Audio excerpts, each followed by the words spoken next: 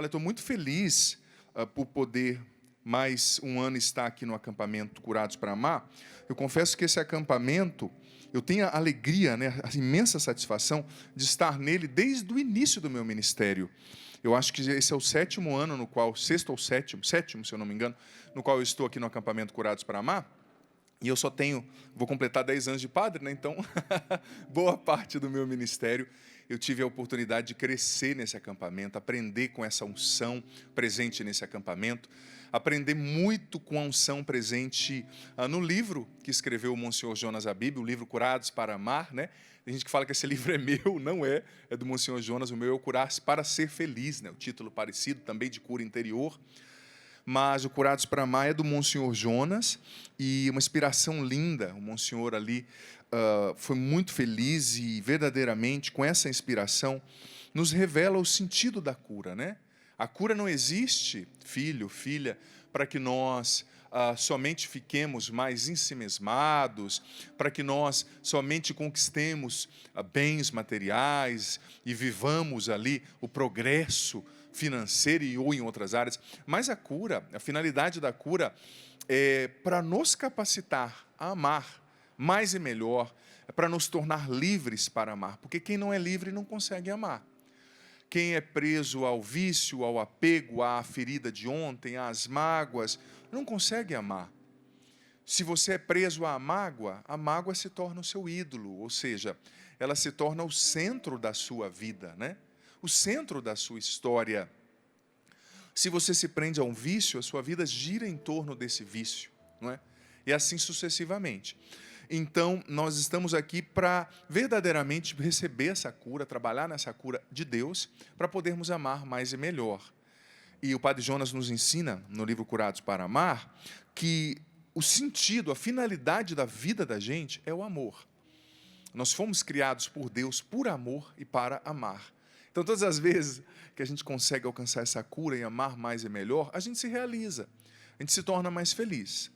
Enfim, a passagem que me foi dada para refletir é uma passagem muito conhecida, que é a passagem... Pode trazer para mim, filho, por gentileza?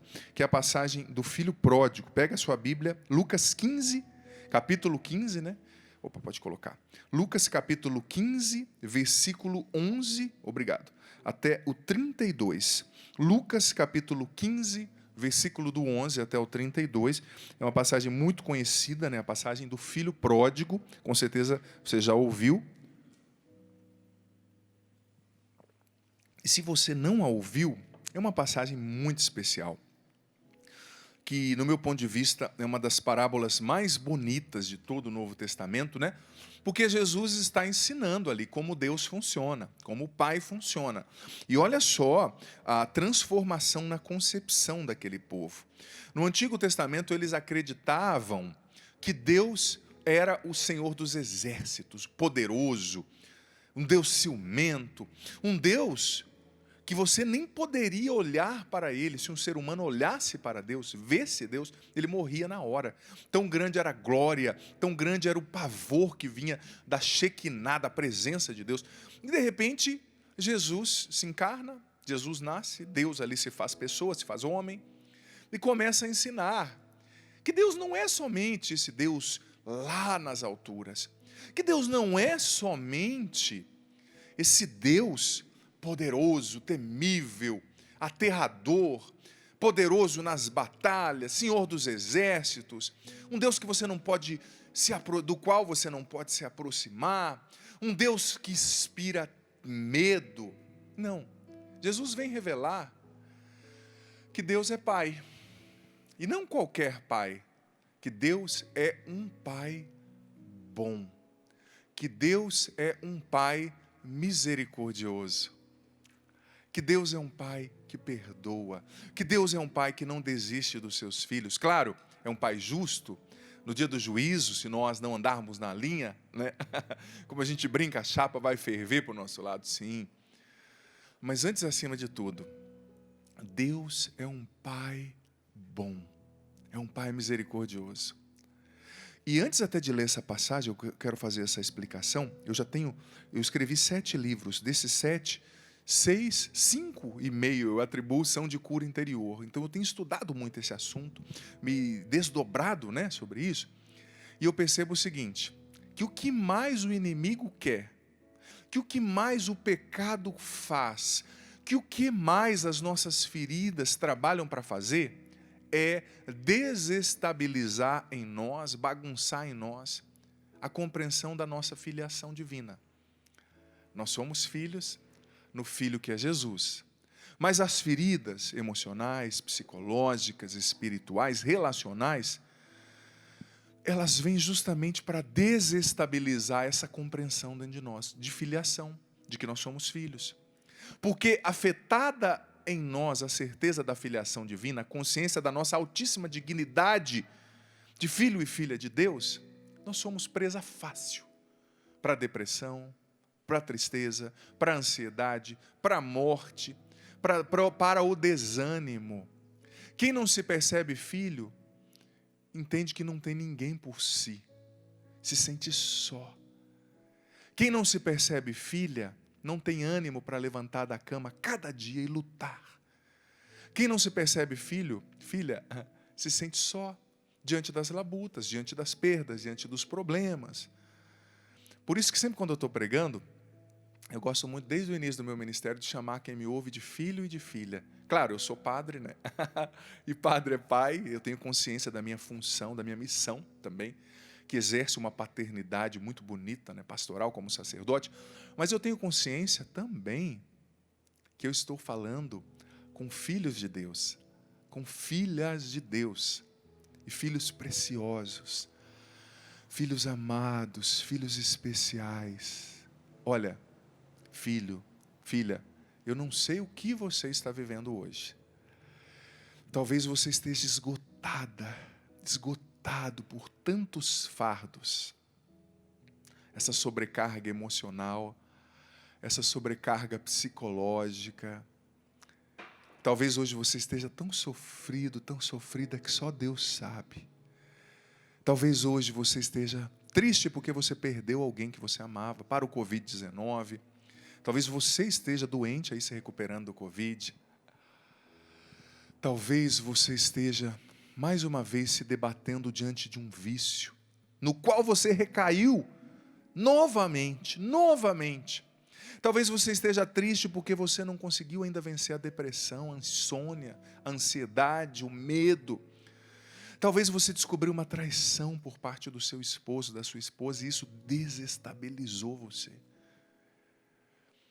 Talvez você tenha se sentido tão pequeno, tão pequena, tão sozinho na vida, você não aguenta mais essa pandemia, essa situação que essa pandemia trouxe, né, de desemprego, problema. Talvez as pessoas não acreditam em você, têm humilhado você, você tem que estar sempre provando o seu valor, provando que você é capaz. Talvez você esteja hoje com um cansaço na alma, sabe, um cansaço no coração. Olha, eu não sei o que você vive, mas eu tenho certeza, filho, filha, que você não está só. É você mesmo, você. Você não está só. Você é filho de Deus, você é filha. E o pai é um pai bom, é o teu pai. É um pai misericordioso, é um pai que não desiste, sabe, dos seus filhos e filhas. Então eu já coloco esse primeiro pilar nessa pregação. Porque, como eu disse, as feridas, elas vêm justamente atacar a nossa consciência da nossa filiação divina, da nossa dignidade de filho e de filha. A sua ferida, o seu pecado, a sua queda. Mas eu digo para você, eu afirmo, nada pode cancelar a sua altíssima dignidade de filho de Deus. Nada pode mudar a realidade, a verdade de que você é um filho, uma filha e um filho e uma filha amados, escolhidos. O seu pecado, a sua fragilidade, o seu contexto não anula essa verdade. Você é filho, você é filha. Sabe, e o que mais o inimigo quer fazer é tirar de você essa consciência de que você é filho, de que você é filha. Porque quem perde essa compreensão se torna presa fácil ao mal e para o pecado. Lucas 15, versículo 11. Você conhece, eu vou ler novamente porque essa passagem é muito importante, muito especial. E Jesus continuou: Um homem tinha 2 filhos.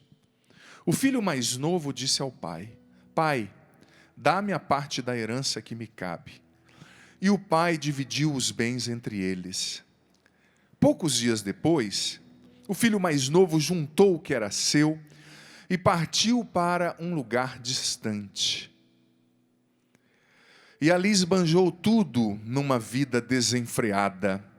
Quando tinha esbanjado tudo que possuía, chegou uma grande fome àquela região e ele começou a passar necessidade.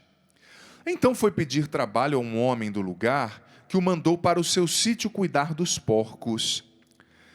Ele queria matar a fome com a comida dos porcos, que os porcos comiam, mas nem isso lhe davam. Então caiu em si e disse: Quantos empregados do meu pai têm pão com fartura, e eu aqui morrendo de fome. Vou voltar para o meu pai e dizer-lhe: Pai, pequei contra Deus e contra ti. Já não mereço ser chamado teu filho. Trata-me como a um dos teus empregados. Então ele partiu e voltou para o seu pai. Quando ainda estava longe, o pai o avistou e foi tomado de compaixão. Correu-lhe ao encontro, abraçou-o e cobriu-o de beijos. O filho então lhe disse: Pai, pequei contra Deus, contra ti. Já não mereço ser chamado teu filho. Olha isso que forte. Já não mereço ser chamado teu filho. Mas o pai disse aos empregados: Trazei depressa a melhor túnica para vestir o meu filho. Colocai-lhe um anel no dedo e sandálias nos pés. Trazei um novilho gordo e matai-o, para comermos e festejarmos. Pois este meu filho estava morto e tornou a viver, estava perdido e foi encontrado, e começaram a festa. O filho mais velho estava no campo. Ao voltar já perto de casa, ouviu música e barulho de dança. Então chamou um dos criados e perguntou o que estava acontecendo. Ele respondeu: É teu irmão que voltou. Teu pai matou o novilho gordo, porque recuperou seu filho são e salvo.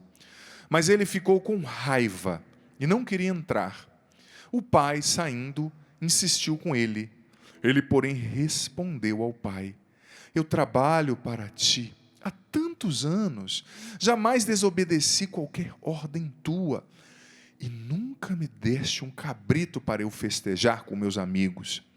Mas quando chegou esse teu filho, que esbanjou teus bens com as prostitutas, matas para ele o novilho gordo? Então o pai lhe disse: Filho, tu estás sempre comigo, e tudo que é meu é teu. Mas era preciso festejar e alegrar-nos, porque esse teu irmão estava morto e tornou a viver. Estava perdido e foi encontrado. Palavra da salvação. Filho, filha, essa passagem é muito importante para nós hoje, muito importante, porque ela traduz algo que Jesus revelou ali para aqueles homens na sua época, mas que revela também para nós, que deu verdadeiramente um nó na cabeça daquele povo. A palavra é essa: deu um nó na cabeça daquele povo. Por quê? Porque, haja vista que eles estavam em uma sociedade eminentemente patriarcal. Então, nessa sociedade, o pai, o patriarca, tinha uma figura central. E até hoje no Oriente, quem convive com famílias árabes, judaicas, que vivem de maneira mais intensa a cultura, sabe o que eu estou falando? O pai é muito respeitado, o patriarca é muito respeitado, claro que a mãe também, mas o pai, ele ocupa uma proeminência de papéis ali, né? Então, Jesus, ele quebrou uma lógica de um tempo, né? Contando essa parábola, ele quebrou uma lógica de um tempo. Em primeiro lugar, a palavra pródigo, né, vem do latim pródigos, do verbo prodigere, que queria dizer assim, aquele que desperdiça, que gasta de qualquer jeito, né? Então, filho pródigo quer dizer o filho que gastou tudo, e que gastou, sobretudo, no pecado, a sua identidade de filho. Sabe? O pecado, ele faz isso. Ele pega, é como se você chegasse com uma veste branca, bonita. Eu não estou com uma veste branca, mas como se eu tivesse com uma túnica branca, assim, de corpo inteiro.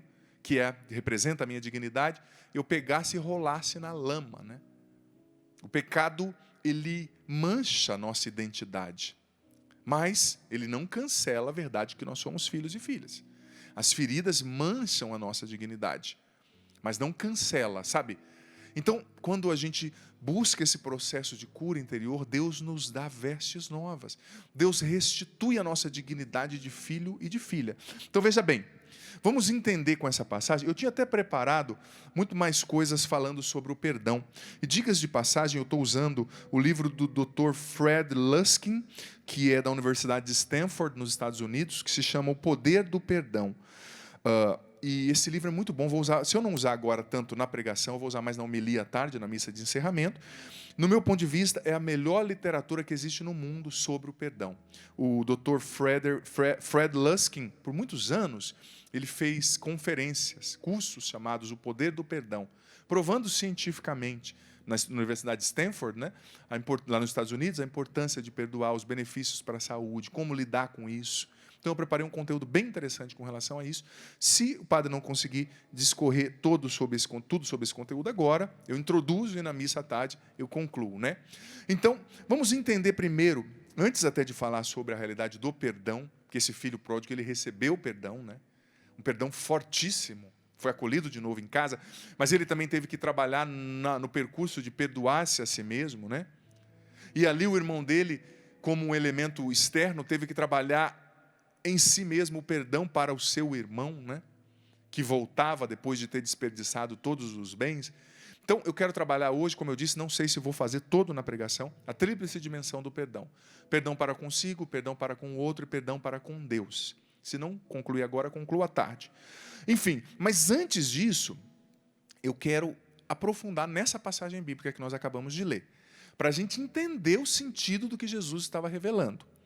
E também, além do livro do Dr. Fred Luskin, eu vou usar um pouco da teoria do Carl Rogers, que é a teoria centrada na pessoa, o personalismo dentro da psicologia, né? Eu gosto demais do Carl Rogers, que trabalha justamente, ele não é um trabalho religioso, é um trabalho científico, né? Quem conhece o personalismo, a TCP, né? A teoria centrada na pessoa do Carl Rogers, dentro da psicologia, sabe que o Carl Rogers, ele trabalha justamente o resgate da dignidade da pessoa enquanto pessoa. Mesmo apesar dos seus limites, das patologias, né, psicológicas, ele trabalhava ali com pessoas com doenças psíquicas, mas mesmo em pessoas com demência, com doenças psíquicas, o Carl Rogers e a sua teoria, né, a TCP, buscava trabalhar justamente esse resgate da dignidade da pessoa enquanto pessoa, que simplesmente pelo fato de ser pessoa é digna. É digna de viver, é digna de escolher, é digna de crescer, de ter condições como a nossa Constituição brasileira assegura, mas nem sempre cumpre, né? Direito, acesso à educação, acesso à saúde, acesso ao lazer, são direitos prescritos na religião, né? O artigo 5, por exemplo, fala da liberdade religiosa, mas hoje em dia, se você falar o que está na Bíblia, as pessoas querem te prender, né? Querem te processar, então nem sempre isso é factível, né? Mas, enfim... Antes, eu quero, como eu disse, aprofundar nessa passagem. Veja bem, o Oriente Médio, quem teve a oportunidade de já ir ao Oriente Médio, eu fui várias vezes conduzindo peregrinações a Israel, fui à Turquia, fui aos Emirados também, então dá para entender um pouco a cultura, né? E nós, na Canção Nova, temos 2 casas em Israel. Um abraço até os meus irmãos missionários lá na Terra Santa, que fazem um trabalho lindo. Quase tudo que é transmitido da Terra Santa, através dos franciscanos, são os irmãos da Canção Nova que realizam esse trabalho lindo lá. Então, quem convive com a cultura árabe, os irmãos que estão na Canção Nova, lá em Israel, sabem como funciona a cultura oriental, médio-oriental, né? É uma cultura, como eu disse, patriarcal, é uma cultura que a palavra do pai tem muito peso, é uma cultura, sabe, de muito respeito aos mais velhos, e isso é lindo, é um aspecto que nós ocidentais precisamos também incorporar, né? Mas, primeiro ponto, um filho, você talvez até ouviu falar sobre isso, chegar no pai vivo e pedir a herança, é a mesma coisa do filho dizer, olha, para mim você morreu. Porque quando se reparte a herança, gente? É quando o pai morre, é quando a mãe morre, é ou não é verdade? Quando a matriarca ou o patriarca vem a faltar, então se reparte a herança. Então foi um ato de afronta, de desrespeito, sobretudo na cultura de Jesus, daquela época ainda, a cultura média oriental daquela época, muito mais centrada nesses valores, né? Então você imagina, os fariseus que estavam ouvindo aquilo, os homens e mulheres que estavam ouvindo aquilo, com certeza aquilo que eles ouviam rangeu dentro deles, né? Como assim um menino, moleque, chega e fala para o pai, me dá a minha parte da herança com o pai vivo? Imagina a dor no coração desse pai, né? E até mesmo na Bíblia, a palavra para descrever propriedade do grego antigo é a palavra bios, no grego antigo, que é a mesma palavra para descrever vida, bios, daí vem a palavra biologia, bios logos, né? O estudo da vida. Então, a propriedade era parte daquilo que a pessoa era naquela época, na concepção, né? Da vida da pessoa. Então, é como se o filho estivesse falando ali para o pai, olha, a sua vida não importa para mim. O que você é não importa para mim. Para mim você morreu. Me dá o meu dinheiro que eu quero ir embora. Então isso já era muito agressivo. Só de Jesus contar isso naquela cultura já rangeu. Mas Jesus propositadamente, né, foi bem longe para mostrar como o amor de Deus é escandaloso. Né? Escandaloso. Tem uma música em inglês que eu acho muito bonita, que o autor foi ousado. Ele colocou o nome da música, que a tradução seria mais ou menos assim. Poderia ser assim, né? Amor sem juízo, para falar do amor de Deus. Porque nos olhos da justiça humana, é um amor, entre aspas, entenda bem, né? Sem juízo, escandaloso. Então, primeiro ponto, esse filho rompeu com essa lógica, né? Pedindo a herança para o pai. E esse filho foi embora, foi para um país distante. Muito possivelmente ele pode ter ido para a Babilônia, né? Ou para Nínive, os grandes centros ali da época, né? Que propiciavam uma vida muito devassa, né? Uma vida boêmia. E rapidinho ele gastou tudo. E não é que a vida dá voltas, e de repente veio uma fome naquela região. E aquele menino, a fome é dura, né? Quando a fome bate, a pessoa tem que se explicar, tem que ir atrás. Ele foi buscar emprego. E lhe colocaram para cuidar dos porcos, e nem a lavagem dos porcos ele tinha para comer. Olha só. Mas ali naquele momento bateu o arrependimento dentro dele. Meu Deus, o que eu fiz? Eu matei o meu pai em vida, meu pai deve estar muito sofrido comigo, sabe? E eu estou morrendo de fome, mas eu posso voltar. No fundo, aquele filho ainda tinha certeza de que o pai era bom, né? Só que veja bem, para as leis da época e para a cultura da época, se um filho que fez isso voltasse, ele não poderia ser admitido à casa do pai, guarda isso no coração, sem pagar financeiramente a dívida e a vergonha pública que ele fez o pai e a família passarem. Então o filho tinha que ficar morando fora, trabalhando para pagar, e tinha uma quantia moral, ou seja, ele tinha que pagar financeiramente pela defasagem moral ali, pela vergonha que ele fez aquele pai e aquela família passar. Era a lei da época, era o costume da época. E aquele menino mesmo assim falou, olha, é melhor eu ficar lá humilhado, trabalhar como um escravo. Por isso que ele falou, eu vou voltar, eu vou trabalhar como um empregado, porque daí eu pago o meu pai e ele vai me admitir lá na frente, ou se ele não me admitir, pelo menos eu como, né? Eu sei que o meu pai é bom até para os seus servos, diferentemente do que eu estou vivendo aqui. Então, o menino volta. E eu quero apresentar 5 aspectos que mostram como esse amor de Deus é escandaloso. É sem juízo, no critério humano, né? Critério humano. Sabe? E como a gente precisa assumir essa realidade. Eu sou amado, eu sou filho. Eu sou amada, eu sou filha. Porque esse é o pressuposto da cura interior. Não tem cura interior sem você assumir essa verdade. Eu sou filho, eu sou amado. Não tem perdão. Às vezes você está querendo liberar o perdão somente por você mesmo. Não. O perdão que a gente dá para o outro é um transbordamento do perdão que a gente experiencia da parte de Deus. O perdão que a gente consegue oferecer ao outro, filho ou filha, é um transbordamento concreto do perdão que a gente experimenta da parte de Deus. Do amor que a gente experimenta da parte de Deus. Padre, eu não consigo perdoar. Agora que você descobriu? Eu já sabia há muito tempo que você e eu não conseguiríamos perdoar por nós mesmos. Nós perdoamos no perdão do Pai, em Jesus, para nós. Nós amamos a partir do amor do Pai, em Cristo. Você, por você mesmo, não vai ser capaz de perdoar esse marido que te traiu, essa pessoa que assassinou seu filho, sua filha, Deus nos defenda, né? Pode ter acontecido. Sabe? Mas é no amor do Pai, é no perdão do Pai. É nessa experiência.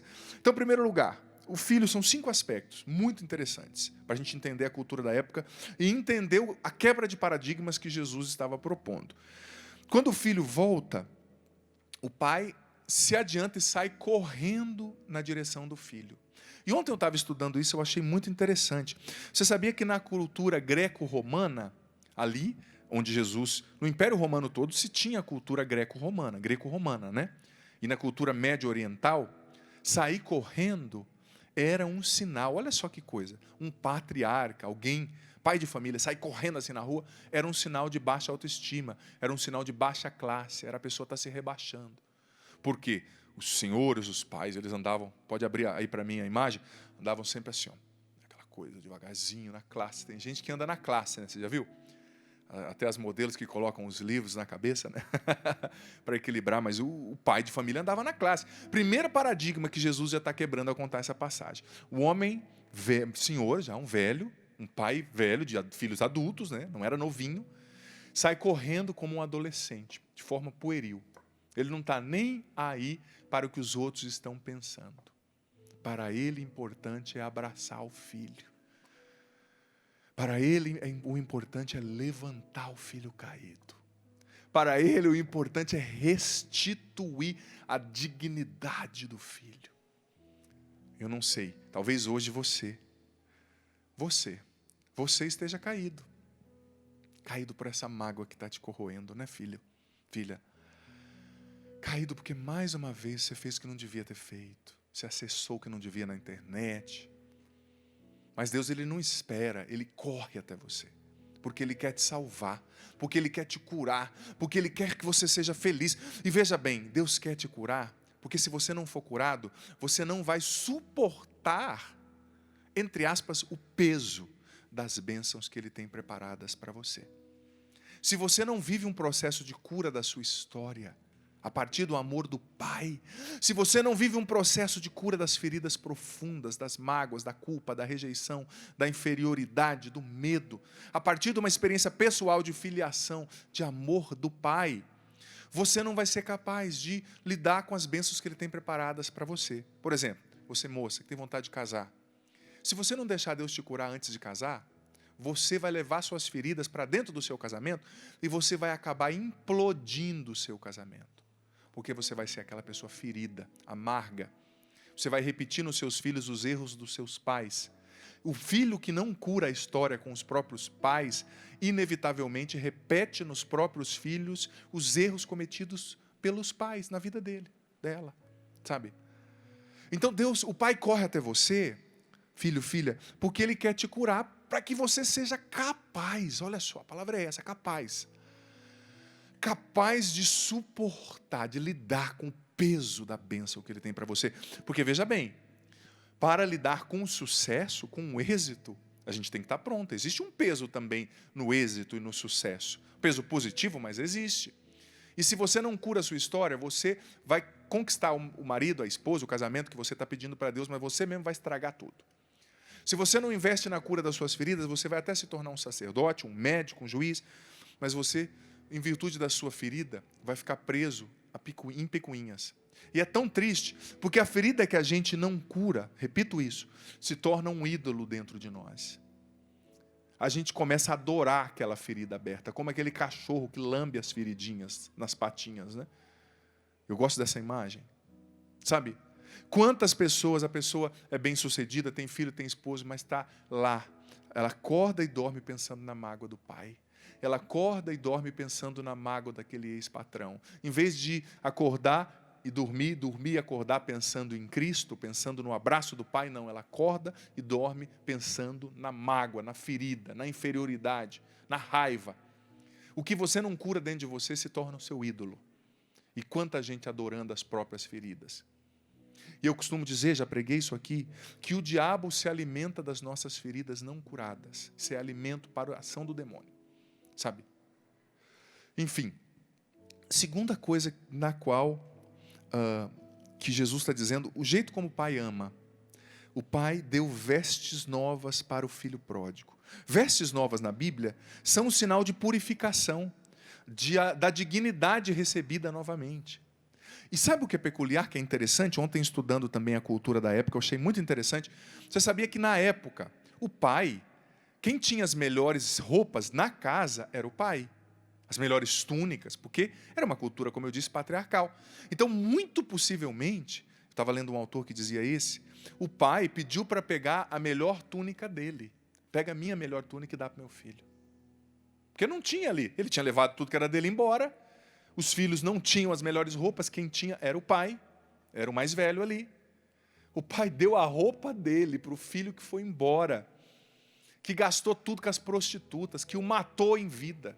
Olha o jeito como Deus ama. É um amor escandaloso.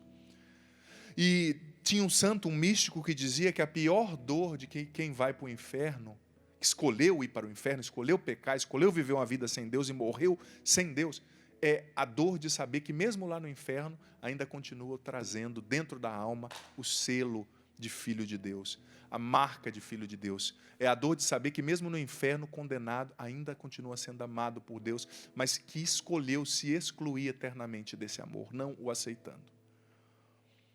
Jesus está contando essa parábola, vou ser honesto, hoje nós lemos, ai que bonitinho, mas você entrando no contexto da época, você vê que ela era escandalosa para os judeus que a ouviam. Que afronta para o pai, que papel de moleque que o pai fez sair correndo, que coisa, o pai tem que tirar a roupa dele para dar para o filho. Mas Deus, quando Ele encontra a gente ferido pela nossa história, pela mágoa, pela culpa, pelo ressentimento, pela inferioridade, pela rejeição, pela falta de amor, pela traição, a primeira coisa que Ele faz é nos dar as vestes novas, nos lavar. E é isso que acontece no sacramento do batismo, por excelência, mas também no sacramento da confissão. Você recebe vestes novas. Segunda coisa que o pai fez, terceira, desculpa, o pai deu um anel para o filho. Sabe o que significava isso? Anel na Bíblia é sempre sinônimo de aliança. Aliança. O que Jesus está dizendo? Que todas as vezes que eu e você nos arrependemos, pedimos perdão, buscamos confissão, Deus restitui, reconstrói a aliança dele conosco. Aliança. Olha, eu tenho a minha aliança, se o cinegrafista puder filmar, vou vir aqui pertinho. Você consegue, Elias? Vou mostrar o Elias, vai vir aqui perto. A minha aliança de sacerdócio. Esses dias, por causa da pandemia, eu tirei alguns dias, porque os médicos orientam para não ficar com anel, né? Mas olha só, Elias, eu vou colocar aqui, desculpa, eu mexi. Vou deixar aqui paradinho, Elias. Ó, tá vendo? A cruz é a aliança que mostra que eu sou consagrado totalmente a Deus. Né? Eu gosto de usá-la para lembrar a mim mesmo e também para quem me vê. Eu sou consagrado a Deus. Tem o sinal também do clésima, claro. Eu hiperaconselho você que é casado, não tira a sua aliança. Ai, padre, eu engordei, faz outra. Você é casado. Às vezes acontece, eu não sei o que aconteceu, né, padre? Não entra mais. Eu também não sei o que aconteceu com a minha batina da ordenação, ela não fecha mais, eu tive até que dar. Aliás, eu sei o que aconteceu, né? Os anos vão acrescentando uns quilinhos para a gente. Mas a minha aliança eu não abro mão. Graças a Deus ela está entrando ainda. É sinal do meu compromisso com Deus. Você que é casado, use a aliança sempre, para mostrar a você mesmo e para os outros que você tem um compromisso com Deus em primeiro lugar, e a partir do compromisso com Deus, com essa pessoa. Porque se você recebeu o sacramento, você se comprometeu com Deus a amar essa pessoa para sempre. A ser fiel, a não desistir dela. Sabe? Então, o pai dá uma aliança para o filho, o anel no dedo. Isso na cultura judaica era muito forte. Gente, mas um filho ingrato, que precisava ser penalizado segundo os critérios da época, o pai podia mandar até prender o filho, até ele pagar tudo que devia. Você sabia? Tinham pais que faziam isso. Porque era uma afronta pública. Não é que nem a nossa cultura, que cada um faz o que quer. É outra cultura. Então Jesus está mostrando o quanto é escandaloso esse amor de Deus. Sabe? E nada nos cura mais do que ter a aliança restituída com Deus. Não adianta você querer sua cura se você não restitui sua aliança com Deus. Se você não pede perdão, se você não abandona os maus caminhos, se você não busca o sacramento do batismo, se você não é batizado, se você não busca a confissão, se você está em pecado mortal, não tem cura sem essa reconstruir a aliança. Então o pai colocou o anel no dedo do filho. Olha só, outra coisa escandalosa. Quarta coisa que foi extremamente escandalosa. O pai pediu para trazer sandálias para o filho pródigo. Você sabia que na época de Jesus, entenda bem o contexto, todo texto fora do contexto vira pretexto, né? Na época de Jesus, somente os senhores usavam sandálias. Os servos andavam descalços, sabia disso? Os servos, os empregados andavam descalços. Só o pai e os filhos do pai que tinham sandália.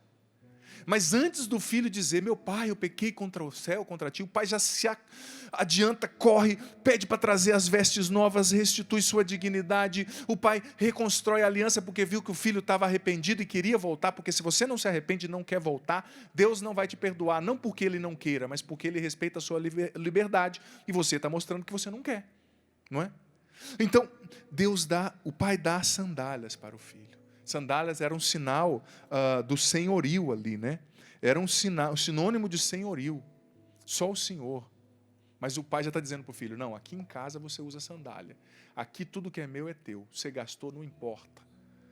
O que eu tenho é seu novamente, porque você é meu filho. Mais do que os bens, o que importa para mim é você. Mais do que os seus erros, está dizendo o pai, o que importa para mim é você. Olha que coisa linda, gente. Que coisa fantástica. É assim que Deus ama a gente.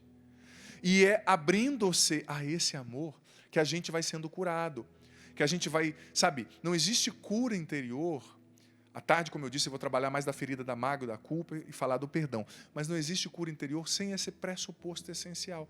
Eu assumi. Eu sou filho. Não importa o que aconteceu. Eu sou filho. Eu posso ser um cafajeste, um drogado, um mentiroso. Posso estar pensando em suicídio. Você é filho mesmo assim. É só voltar. Ah, mas eu estou tão distante de Deus. É só voltar. Caiu, é só levantar. É só pedir perdão. É só se ajoelhar aí no seu quarto, na sua casa, no seu trabalho e falar, Senhor, eu quero voltar, me levanta. Pai, eu preciso do Senhor, me ajuda, me cura. Sabe? E o último aspecto que eu quero trazer, que tem a ver também com a cultura da época, né? Que é muito forte. Na cultura da época, até hoje no Oriente Médio, quando você vai ao Oriente Médio, não é comum ter carne, dependendo do lugar, em toda a refeição. A carne era reservada para os momentos muito especiais, momentos nos quais se banqueteava alguma intenção muito singular. O casamento, a festa do aniversário do patriarca, não é? A celebração ali do noivado, né, que era composto na cultura judaica por 2 etapas. Mas o pai, olha quantos paradigmas esse pai está quebrando. Olha quantos paradigmas. O pai está dizendo, mata lá o novilho gordo. Aquele que estava reservado para uma festa muito especial. Porque eu quero celebrar. Olha que coisa linda. Deus, o céu, celebram todas as vezes que um pecador se arrepende e quer voltar para casa. O Padre Rafael dizia ontem que um grande sinal de maturidade, como dizia Piaget, ele citando Piaget, né? É saber para onde voltar. É saber voltar, né? Bonita a história que o Padre Rafael Solano contou ontem, que você mede a maturidade da criança quando o pai pede, né, o Piaget falava, para a criança ir, por exemplo, ao supermercado comprar uma coisa e ela sabe voltar para casa sozinha. Na vida espiritual também, dizia o Padre Rafael, eu me aproprio desse pensamento. Na vida espiritual, sinal de maturidade é saber voltar para casa, saber voltar para o pai, para os braços do pai, sabe?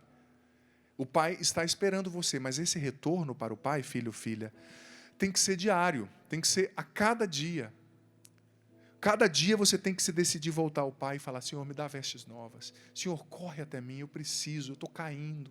Senhor, me dá o anel, restitui a aliança, eu quero. Senhor, me dá a sua sandália, partilha comigo a sua altíssima condição, não é, de Criador. Me faz participar disso. Senhor, festeja, porque eu estou voltando. Mata o novilho gordo. Você não tem noção do quanto você é importante, amado filho. E só nesse amor você pode ser curado, ser feliz e ter êxito em outras áreas todas da sua vida. Pai, no nome de Jesus, nós te agradecemos por esse amor tão infinito, completo, profundo, escandaloso, aos olhos humanos sem juízo. É um amor sem juízo, humanamente falando. Pai, no nome de Jesus, derrama sobre nós agora o poder, a eficácia, a unção do Teu Espírito Santo. Pai, no nome de Jesus, batiza-nos agora no Teu Espírito Santo, dando-nos o entendimento de tudo que ouvimos aqui. Pai, no nome de Jesus, nós queremos voltar. Nós pedimos perdão, somos pecadores. Nós também somos este filho pródigo. E muitas vezes somos o filho mais velho, invejoso, que trabalha para o Senhor, mas não por amor, mas buscando só reconhecimento. Pai, cura as feridas que o pecado causou em nós. Cura as feridas da traição, do desamor, da culpa, da inferioridade, da rejeição, do medo. Pai, no nome de Jesus, liberta-nos desses maus pensamentos, desse cansaço, dessa insônia, dessa tristeza, dessa ansiedade. Derrama sobre nós, Pai, no nome de Jesus, o Teu Espírito Santo agora nos batizando, nos curando, nos levantando. Nós queremos voltar a Ti, Pai. Restitui a nossa identidade, a nossa dignidade de filhos. Lava-nos com as águas vivas do Teu Espírito, Pai, no nome de Jesus. Dai-nos vestes novas. Coloca o anel no nosso dedo, dai-nos as Tuas sandálias. Corre ao nosso encontro. Mata o novilho gordo novamente, porque nós escolhemos voltar. Nós nos arrependemos dos nossos pecados, Pai, no nome de Jesus, e voltamos a Ti. Cura o nosso coração, cura a nossa história, cura a nossa mente, cura a nossa alma. O Senhor esteja convosco. Ele está no meio de nós. Que desça sobre você, sobre o processo de cura, de libertação que você está vivendo, a partir do abraço do Pai. Permaneça para sempre. A bênção do Deus Todo-Poderoso, Pai, Filho e Espírito Santo. Amém.